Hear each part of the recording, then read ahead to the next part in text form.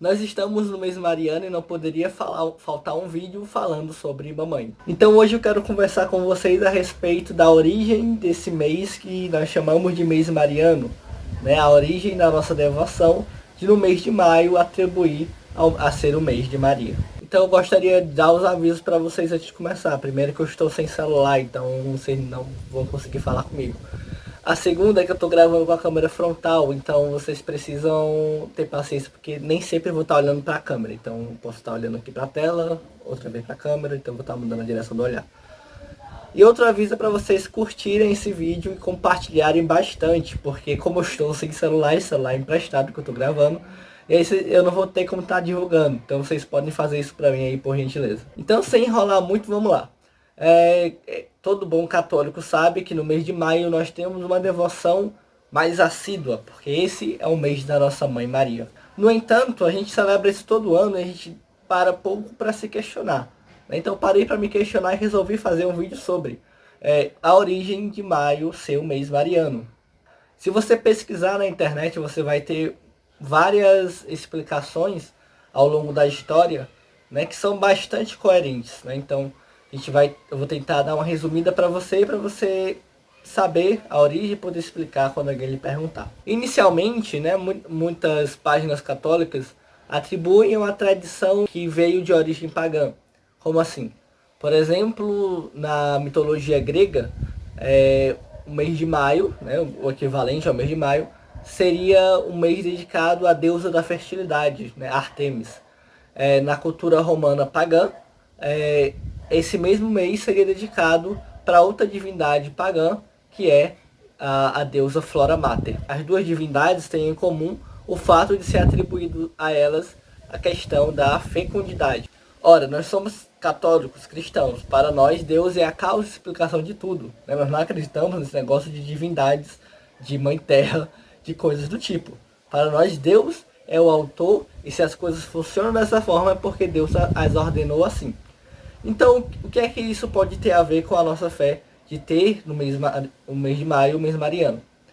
Primeiro, é porque a igreja ela sempre atuou com a pedagogia materna. A igreja ela sempre foi uma mãe para os povos pagãos, nós podemos dizer assim. Então, ao invés de simplesmente dizer para os pagãos se a cultura deles estava errada e exigir que eles mudassem completamente os seus hábitos, a igreja foi fazendo uma inculturação, foi fazendo uma adaptação dos costumes daquele povo.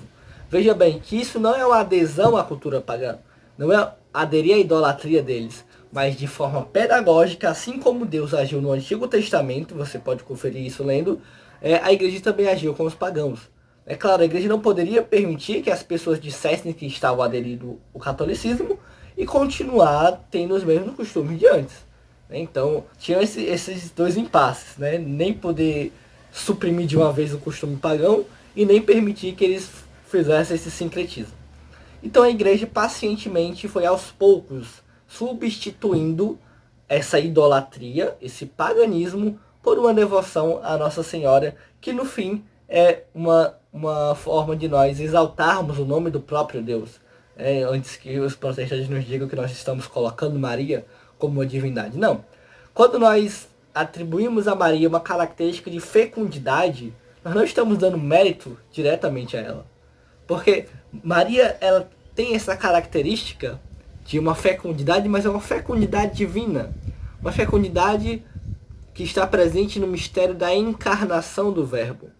Então, Maria, ela tem essa maior fecundidade porque Deus habitou no ventre dela. E não existe fecundidade maior do que o próprio Deus se fazer existente, presente, se fazer fértil dentro do ventre de um ser humano. Então, a igreja viu nessas duas realidades uma possibilidade de fazer essa transição do paganismo para um elemento dentro da fé cristã católica e fazer assim com que os pagãos pudessem aderir à fé cristã, rejeitar o seu paganismo, a sua idolatria e entrar em comunhão com aquela fé dos apóstolos. É válido dizer que apesar dessa tradição vir oficialmente lá no final do século XIX, começo do século XX, ela já existia desde o século XIII, se não antes. Certo? Então, desde o século XIII nós temos escritos de padres da igreja, de teólogos, falando dessa devoção a Maria no mês de maio.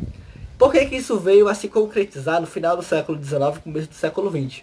Você deve lembrar que no dia 13 de maio é o dia em que Nossa Senhora de Fátima apareceu aos 3 pastorinhos, em 1917. Então, com essa aparição no mês de maio, nós tivemos aí uma facilitação dessa tradição ser oficializada. Então, nós podemos pegar em uma tacada essa pedagogia eclesiástica, dessa forma da igreja agir, né, e conduzindo aquele povo que vivia na idolatria, que vivia no paganismo, para dentro da fé, sem impor, sem suprimir de uma vez os seus costumes, mas fazendo com que eles fossem de verdade verdadeiros cristãos, sem meio termo, sem sincretismo e sem assustá-los. Nós também podemos dizer isso. Então por esse vídeo é isso, né? Um vídeo curto. Eu ainda estou meio doente, ontem eu não postei o vídeo, ontem eu não gravei porque eu estava doente, hoje eu estou um pouco doente, então vocês perdoem se eu tiver um pouco com a voz abafada. Lembrando vocês da nossa meta de 500 inscritos, então vamos lá, vamos divulgar o vídeo.